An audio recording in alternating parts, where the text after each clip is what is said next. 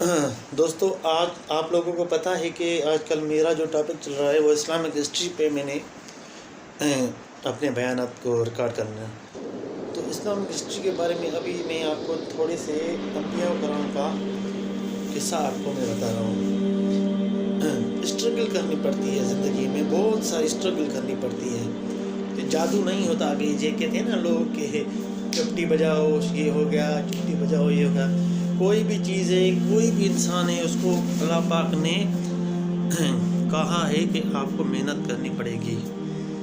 یہ جو ہم کہتے ہیں نا یہ کہ ہم مسلمانوں کا یہ عقیدہ ہے، ہم یہ کہتے ہیں کہ خدا نے بس ہمارے نصیب میں یہ لکھ دیا تو ہم نے کیا کیا۔ تو خدا کے اوپر اتنا آپ بلیو کریں۔ تو آپ کو اتنا میں بتا دوں کہ حضرت علی علیہ السلام نے سے کسی نے پوچھا، اصحابی نے پوچھا کسی نے کہ قسمت کیا ہے، یہ نصیب جو کہتے ہیں یہ قسمت کیا ہے؟ تو آپ نے فرمایا کہ ایک بندہ خدا محفل میں وہ بیٹھے ہوئے تھے تو اس کو کہا کہ آپ کھڑے ہو جائیے۔ تو وہ بندہ کھڑا ہو گیا جس نے سوال کیا صحابی۔ اس کو علی علیہ السلام نے کہا کہ آپ اپنی ایک ٹانگ کو اوپر کریں۔ تو اس نے ظاہر یہ دو ٹانگوں پہ کھڑا تھا تو ایک کو اوپر کیا، ایک ٹانگ نیچے تھی زمین پر۔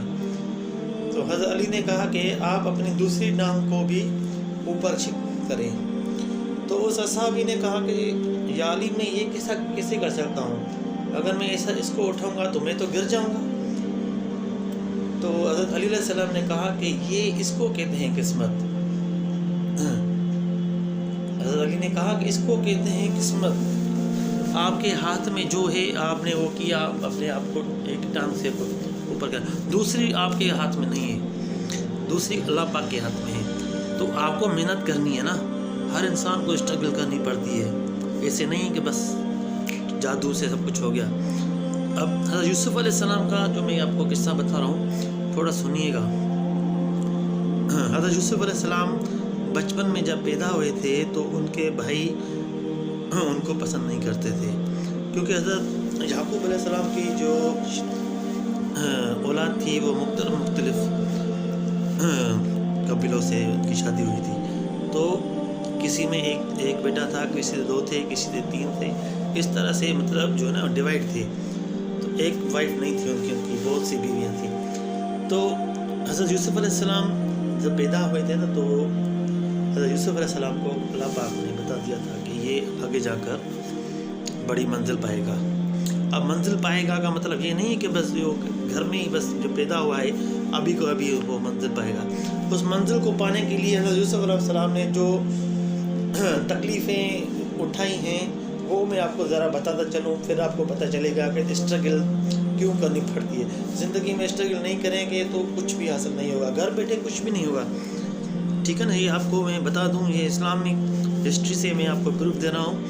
حضرت یوسف علیہ السلام کو ان کے بھائیوں نے کنویں میں پھینک دیا، جا کر واپس آ گئے۔ حضرت یعقوب علیہ السلام کو بتایا کہ بھیڑیے کھا گئے، بھائی کو بھیڑیے کھا گئے۔ تو حضرت یوسف علیہ السلام کو جب کنویں میں پھینکا تو کہ کوئی قافلہ وہاں سے گزر رہا تھا تو قافلے والوں نے ان کو نکالا، جا کر جو مصر میں ان کو بھیج دیا۔ اب جب ان کو مصر میں بھیج دیا گیا، یہ سمجھیں ان کو غلام بطور غلام ان کو سے بھیج دیا۔ جب ان کو بھیج دیا گیا تو زلیخا کے ہسبینڈ نے ان کو خریدا، اور جب ان کے خرید کر ان کو یہ بھی زلیخا ہو کہ ہدیے میں دے دیا کہ یہ بچہ میں نے آپ کو دے دیا۔ حضرت یوسف علیہ السلام بچپن میں بہت ہی خوبصورت تھے، جو دیکھتا تھا وہ بندہ وہ دیکھتے ہی رہ جاتا تھا، اتنا خوبصورت بچہ بچپن میں اتنا خوبصورت تھا۔ تو وہ جب بیوی زلیخا کے پاس ان کو دے دیا گیا تو وہاں سے انہوں نے محل میں ہی وہ تلوار کا جو ہوتا ہے نا سسٹم، تلوار تھی اس زمانے میں، تلوار کی فائٹنگ سیکھی۔ تلوار کی فائٹنگ سیکھتے جب یہ بڑے ہوئے تو ان کو زلیخا کی نیت تھوڑی خراب ہو گئی۔ یہ کلام مقدس میں ہے، کلام مقدس کا قصہ ہے۔ تو زلیخا نے ان کو کہا کہ نعوذ باللہ. اب میں آپ کو یہ بتا دے رہا ہوں کہ بی بی زلیخا نے ان کو کہا کہ آپ میرے ساتھ مطلب جو ہے غلط رشتہ کریں. تو حضرت یوسف علیہ السلام اللہ کے پیغمبر تھے، وہ ڈر رہے تھے، خدا سے ڈر رہے تھے کہ میں نہیں ایسا نہیں کر سکتا، مجھے اس چیز کی ضرورت نہیں ہے، میں نہیں کر سکتا یہ. تو جب یہ چیز ہوئی دوستوں، تو وہاں پہ زلیخا نے زبردستی کرنے کی کوشش کی. جب انہوں نے زبردستی کوشش کی تو حضرت یوسف علیہ السلام وہ جو دروازے تھے ان کو زلیخا نے اندر سے کنڈی لگا دی تھی. 7 دروازے تھے، 7 کے 7 حضرت یوسف علیہ السلام نے توڑ دیے. جب 7واں دروازہ توڑا تو باہر ان کا زلیخا کا ہسبینڈ کھڑا تھا. اس نے جب یہ سارا سسٹم دیکھا تو زلیخا ایک دم سے مکر گئی کہ میں نے کچھ نہیں کیا، یہ سب اس نے کیا ہے، میرے ساتھ زبردستی کرنے کی کوشش کی ہے. تو اس کو جو ہے نا قید کر دیا گیا. حضرت یوسف علیہ السلام کو قید کر دیا گیا، اس کو جو ہے نا قید میں ڈالا گیا. اب کتنے سال قید میں رہے آپ کو اندازہ بھی نہیں ہے کہ انہوں نے جو بڑی اسٹرگل کی. اب کہاں سے چلے ہیں یہ آپ کو پتہ ہے. حضرت یوسف علیہ السلام کہاں پیدا ہوئے تھے، کون سے شہر میں تھے. اب مصر جا کے نکل گئے. اب مصر میں ان کو قید کر دیا گیا. بچہ تھا، اب بڑا ہوا، پرواز کیا اور وہاں پہ ان کو قید کر دیا گیا. ان کو طرح طرح کی سختیاں جھیلنی پڑی. ٹھیک ہے نا، کافی ٹائم وہاں پہ وہ رہے. ٹھیک ہے. اس کے بعد زلیخا کے ہسبینڈ کا بھی انتقال ہو گیا.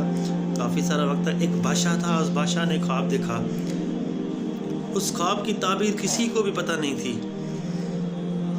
وہ خواب کی تعبیر حضرت یوسف علیہ السلام نے جیل میں بیان کر کے ان کو بتائی. اور وہ بادشاہ بہت خوش ہوا کہ ہاں یہ ہو سکتا ہے. تو حضرت یوسف علیہ السلام کو انہوں نے آزاد کر دیا. اب وہ واپس آ گئے. وہ بادشاہ کے پاس آئے تو بادشاہ نے ان کا استقبال کیا اچھے طریقے سے، اور بادشاہ نے ان کو جو ہے نا اپنا مشیر بنا دیا. مشیر بنا دیا. حضرت یوسف علیہ السلام مشیر بن گئے. اب خدا کا وعدہ تھا حضرت یعقوب علیہ السلام سے کہ یہ آپ کا بیٹا آگے جا کر بہت ترقی کرے گا، مطلب منزل پہ جائے گا. پر منزل پہ ایسے تو نہیں گیا نا. کتنی تکلیفیں تھی. کنویں میں بھائیوں نے پھینک دیا، مارا پیٹا الگ.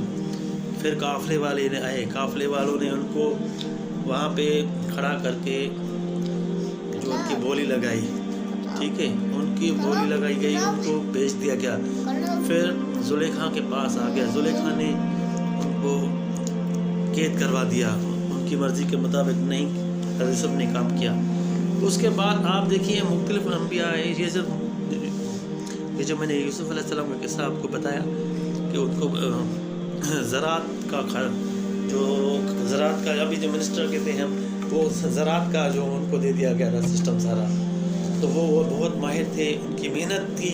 محنت کے بغیر خدا کے انبیاء محنت کی ہے. انہوں نے کوئی جادو نہیں کیا کہ بس پل میں یہ ہو جائے. جیسے آج کے مسلمان کہتے ہیں کہ فلاں چاہے تو یہ کر سکتا ہے، فلاں چاہے تو وہ کر سکتا ہے، اس کی آپریشن ہو گئی. ایسا کچھ بھی نہیں ہے. خدا کے سوا کچھ بھی نہیں ہوتا. سب کچھ خدا کرنے والا ہے. انسان کو کوئی طاقت ہی نہیں ہے. ایسی اسٹرگل آپ کو بتا دوں جیسے یوسف علیہ السلام نے کی ہے. ایسی اسٹرگل ہر پیغمبر کرتا ہے. پر مطلب یہ ہے کہ ایک دم سے کچھ نہیں ہوتا. حضور پاک صلی اللہ علیہ وسلم نے 40 سال کے بعد ان کو جب نبوت عطا کی گئی تو انہوں نے اعلان کیا کہ میں اللہ کا نبی ہوں، اللہ کا بھیجا ہوا پیغمبر ہوں. ٹھیک ہے. تو لوگوں نے کہا کہ یہ بھیڑ بکریاں چلانے والا ہے، کیسے ہو سکتا ہے، نبی کیسے ہو سکتا ہے. دور دور تک بات پھیل گئی. کوئی ماننے کو تیار ہی نہیں تھا. سب سے پہلے تو ان کا جو دوست تھا ابوبکر صدیق اکبر نے ایمان لایا. سب سے پہلے بڑوں میں سے حضرت صدیق اکبر نے ایمان لایا تھا. تو ان کو جو محنت کرنی پڑی نا حضور پاک صلی اللہ علیہ وسلم کو اسلام کے لیے، وہ کسی سے ڈھکی چھپی نہیں ہے. ٹھیک ہے نا. ان کا جو محنت ہے، ان کی جو اسٹرگل ہے، دن رات انہوں نے اللہ پاک کی عبادت کی اور اپنے امتیوں کے لیے صرف دعائیں کی. انہوں نے ایک کمزور غریبوں کی ٹیم بنائی اور وہ ٹیم ایسا کام کر گئی کہ دنیا دیکھتی رہ گئی. کیا تھی اس میں؟ میرے نبی میں ایسی کیا بات تھی؟ وہ تھی برداشت. وہ برداشت کرنا جانتے تھے، سیکھے ہوئے تھے کیسے برداشت کی جاتی ہے. پوری جب سے دنیا بنی ہے، آپ کو میں بتا دوں، حضور پاک صلی اللہ علیہ وسلم پر جتنا ظلم ہوا ہے، جتنی زیادتی حضور پاک صلی اللہ علیہ وسلم پہ ہوئی ہے، جو تکلیفیں حضور پاک صلی اللہ علیہ وسلم کو دی گئی ہیں، آج تک کسی پیغمبر کو نہیں دی گئی. یہ آپ ہسٹری کھول کے پڑھیے. جیسے انہوں نے یہ اعلان کیا ہے کہ میں اللہ کا پیغمبر ہوں اور میں اللہ کا نبی ہوں. اس کے بعد ابو جہل سارے کے سارے جو کافر تھے وہ ایک کٹھا ہو گئے اور وہ حربہ استعمال نہیں کیا جو ان کو نہیں کرنا تھا. ہر ایک حربہ استعمال کیا. کیا ایسی بات تھی جو حضور صلی اللہ علیہ وسلم کے پیچھے پڑ گئے؟ بس اللہ کو ماننے کے لیے انہوں نے بتوں کی عبادت کرنا چھوڑ دی. اس لیے تو دوستو کچھ باتیں ہیں آپ کو سمجھنی پڑے گی. میرے نبی نے بھی اسٹرگل کی ہے زندگی میں. اسٹرگل کے بغیر، محنت کے بغیر کوئی بھی کامیاب نہیں ہوگا کسی بھی شعبے میں. یہ میں آپ کو اس لیے بتا رہا ہوں کہ اللہ کے پیغمبروں نے بھی محنت کی ہے. یہ نہیں کیا بس چٹکیوں میں سب کچھ کر دیا. کہتے ہیں نا کہ فلاں نے یوں کیا، فلاں نے یوں کیا. ایسا نہیں ہے. دیکھیے معجزات جو ہوتے ہیں نا، آپ کو میں بتا دوں ایک بات، بس آپ کو بتا کے میں ویڈیو کو ختم کر دیتا ہوں. یہ آپ کے سب کی کام کی چیز ہے. حضرت موسیٰ علیہ السلام جا رہے تھے تو وہ 2 جادوگر آ گئے. کیا 2 جادوگر آ گئے؟ انہوں نے کہا کہ بادشاہ کے سامنے کہا کہ یہ موسیٰ جو ہے نا جادوگر ہے، یہ ہے وہ ہے. تو انہوں نے کیا کیا؟ انہوں نے 2 سانپ جو ہے نا، 2 سانپ بنا دیے جادوگروں نے. 2 بڑے سانپ بنا دیے، پھینک دیے ان کو. تو اللہ پاک نے موسیٰ علیہ السلام کو کہا کہ موسیٰ آپ کے ہاتھ میں کیا ہے؟ حضرت موسیٰ کے ہاتھ میں ہمیشہ لاٹھی ہوا کرتی تھی. ہمیشہ ان کے ہاتھ میں لاٹھی ہوا کرتی تھی. کہا کہ میرے ہاتھ میں لاٹھی ہے. تو آپ کو خدا پاک نے کہا کہ اس کو پھینک دو زمین پر. تو جیسے حضرت موسیٰ علیہ السلام نے اس لکڑی کو پھینکا ہے، وہ ان 2 سانپوں سے بڑا سانپ بن گیا. وہ جو لاٹھی تھی وہ ان دونوں سانپوں سے بڑا سانپ بن کر ان دونوں کو نگل گیا. اب اللہ پاک نے کہا کہ اے موسیٰ اب اس کو آپ پکڑو. اب جو سانپ بن گیا تھا حضرت موسیٰ علیہ السلام کو کھا کے پکڑو. روایتوں میں ملتا ہے کہ حضرت یوسف علیہ السلام نے رما لیا ہے، ایسے ڈر کے اس کو سانپ کو پکڑ رہا ہے. جیسے اس سانپ کو پکڑتا ہے وہ پھر سے لاٹھی بن جاتی ہے. یہ معجزہ خدا کی طرف سے آتا ہے نا. حضرت موسیٰ علیہ السلام کے ہاتھ میں ہوتا تو یہ ڈرتے کیوں؟ وہ ایسے کرتے چلے جاتے. تو یہ باتیں آپ کو ماننی پڑے گی کہ محنت کرنی پڑتی ہے. معجزہ اللہ پاک دیتا ہے. اللہ پاک کے ہاتھ کے سوا کچھ بھی نہیں ہوتا. یہ کہتے ہیں نا عیسائی لوگ کہ حضرت عیسیٰ علیہ السلام ایسا کرتے تھے ویسا کرتے تھے. یہ آپ بات سن لیں، حضرت عیسیٰ علیہ السلام نے بھی دعا مانگی ہے خدا سے. یہ آپ کو جان کر اتنی خوشی ہوگی اگر آپ سچے مسلمان ہو. آپ کے لیے بڑی میں آپ کو ایک بات بتا کے جا رہا ہوں. حضرت عیسیٰ علیہ السلام نے بھی دعا مانگی تھی کہ یا اللہ مجھے حضور پاک صلی اللہ علیہ وسلم کا امتی بنانا. دیکھیں حضرت عیسیٰ علیہ السلام بھی پردے میں ہے نا. حضرت عیسیٰ علیہ السلام بھی تو پردے میں ہے نا. وہ بھی تو آئیں گے لاسٹ میں نا. جب اینڈ ہوگی اس دنیا میں اینڈ ہوگی تو حضرت 40 سال پہلے حضرت عیسیٰ علیہ السلام آئیں گے یہاں پہ اور حضرت مہدی علیہ السلام کے پیچھے نماز پڑھیں گے. تو یہاں پہ دیکھیے شان محمد عیسیٰ روح اللہ ان کا لقب ہے. حضرت یوسف علیہ السلام نے کہا تھا احمد آئے گا.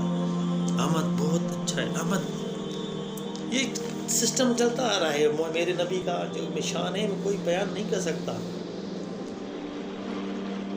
میرے نبی جیسا کوئی نبی نہیں، میرے نبی کی برداشت جیسی کسی کی برداشت نہیں، وہ تو رحمت للعالمین تھے۔ دوستو جو میں نے آپ کو بتانے کی کوشش کی ہے وہ یہ ہے کہ اس ویڈیو کا جو میں آپ کو کیا کہتے ہیں پرسائز کر کے میں آپ کو بتا دوں، پرسی کر کے سیدھے 2 لفظوں میں کہوں کہ ہر کسی کو محنت کرنی پڑے گی، جدوجہد کرنی پڑے گی زندگی میں آگے بڑھنے کے لیے، ورنہ آپ کبھی کامیاب نہیں ہوگے۔ یہ آپ کو بات سمجھنی ہوگی، اس کے سوا کوئی کام اگر اس سے گھر بیٹھے رہیں گے تو کوئی کام نہیں ہوگا، کوئی بھی مسئلہ آپ کا سوال نہیں ہوگا۔ یہ میں نے اسلام سے بتایا ہے آپ کو کہ نبیوں نے کتنی محنت کی ہے، میرے نبی نے ساری عمر محنت کی ہے، ان کے خلفاء راشدین نے ساری عمر محنت کی ہے۔ تو آپ سے ریکویسٹ ہے کہ میرے اس ویڈیو کو سمجھیے گا۔ یہ میرا جو میں بتانے کا جو بھی ویژن ہے وہ یہ ہے کہ آپ کو محنت کرنی پڑے گی، اسٹرگل کرنی پڑے گی۔ ہم پاکستان میں رہتے ہیں، پاکستان ہم پیچھے کیوں ہیں؟ اسی لیے کہ گھر میں ایک کماتا ہے، 10 لوگ بیٹھ کے کھاتے ہیں۔ ایسا نہیں کرنا چاہیے، 10 کے 10 کمائیں گے تبھی گھر چلے گا آج کے دور میں۔ تو دوستو مجھے دیجیے اگلی ویڈیو تک کے لیے اجازت، اپنا اور اپنے پڑوس والوں کا سب کا خیال رکھیے گا۔ اللہ حافظ۔